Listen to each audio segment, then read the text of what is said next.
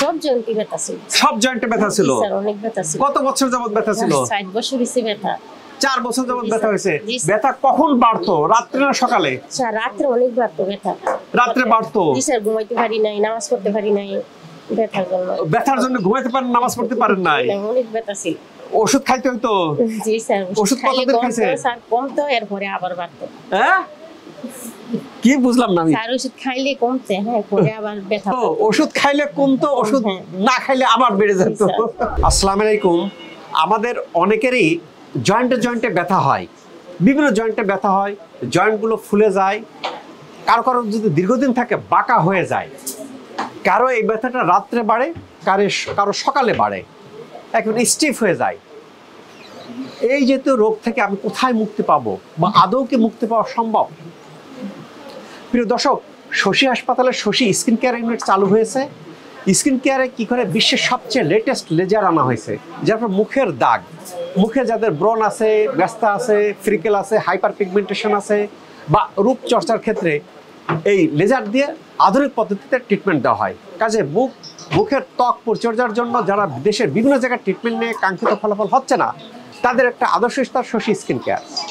এবার ফিরে আসি যে আমাদের জয়েন্টে জয়েন্টে ব্যথা, আপনার কোথায় কোথায় ব্যথা ছিল? স্যার এই হাতে পায়ে। কোন কোন জয়েন্টে? স্যার সব জয়েন্টে ব্যথা ছিল। সব জয়েন্টে ব্যথা ছিল? স্যার অনেক ব্যথা ছিল। কত বছর যাবত ব্যথা ছিল? 60 বছর হইছে ব্যথা। 4 বছর যাবত ব্যথা হয়েছে। ব্যথা কখন বাড়তো, রাত্রে না সকালে? স্যার রাত্রে অনেক বাড়তো ব্যথা। রাত্রে বাড়তো? জি স্যার, ঘুমাইতে পারি নাই, নামাজ পড়তে পারি নাই ব্যথার জন্য। ব্যথার জন্য ঘুমাইতে পারেন, নামাজ পড়তে পারেন নাই? অনেক ব্যথা ছিল। ওষুধ খাইতে হইতো? জি স্যার, ওষুধ কতদিন খাইছে? স্যার কমতো, এরপরে আবার বাড়তো। হ্যাঁ, কি বুঝলাম না আমি। স্যার ওষুধ খাইলে কমছে, হ্যাঁ, পরে আবার ব্যথা। ওষুধ খাইলে কমতো, ওষুধ না খাইলে আবার বেড়ে যেত। আমার কাছে এরকম আছে রিউমেটয়েড আর্থ্রাইটিস। স্যার ওষুধ যদি একদিন বাদ দিই, বিছানা থেকে ওঠা যায় না। আচ্ছা, বুঝলাম যে আপনার এরকম জয়েন্টে জয়েন্টে ব্যথা, রাত্রে বাড়তো, ওষুধ বাদ দিলে ব্যথা বাড়তো। জি স্যার। কতদিন যাবত শশী হাসপাতালে কয়দিন ট্রিটমেন্ট নিলেন? স্যার আজকে 13 দিন। 13 দিন। এখন ওষুধ খাওয়া লাগে? জি না। একটা বুঝলাম যে 13 দিন ট্রিটমেন্ট নিলেন, ওষুধ বিদায় হলো। জি স্যার। আর আপনার ব্যথার কি অবস্থা? স্যার ব্যথা আলহামদুলিল্লাহ এখন অনেক ভালো। এখন ভালো? জি স্যার। প্রিয় দর্শক, এই যে জয়েন্টে জয়েন্টে ব্যথা হয়, এটা এক ধরনের বাজে বাত। এই বাত হলে কি হয়, ওষুধ খাইতে হয়, ওষুধ যতক্ষণ অ্যাক্টিভ থাকে ততক্ষণ ব্যথা কমে, ওষুধ বাদ দিলে ব্যথা বেড়ে যায়। শশী হাসপাতালে ওষুধ বন্ধ। ওই আমার কাছে বিভিন্ন জন আসে, বিভিন্ন কথা বলেন, স্যার এটা শুনছে যে সারা জীবন ওষুধ খেয়ে চলতে হবে, আপনি কেমনে ওষুধ বাদ দেন? ভাই আমার কোর্সটা কমপ্লিট করেন। উনি কিন্তু 13 দিন। সাধারণত রিউমেটয়েড আর্থ্রাইটিস ভালো হইতে 45 দিন থেকে 60 দিন টাইম লাগে। কোনো কোনো রোগী আগেই ভালো হয়, ওনার 13 দিনেই আল্লাহর রহমতে ওষুধপাতি বাদ উনি ভালো ফিল করতেছেন, ভালো থাকতেছেন।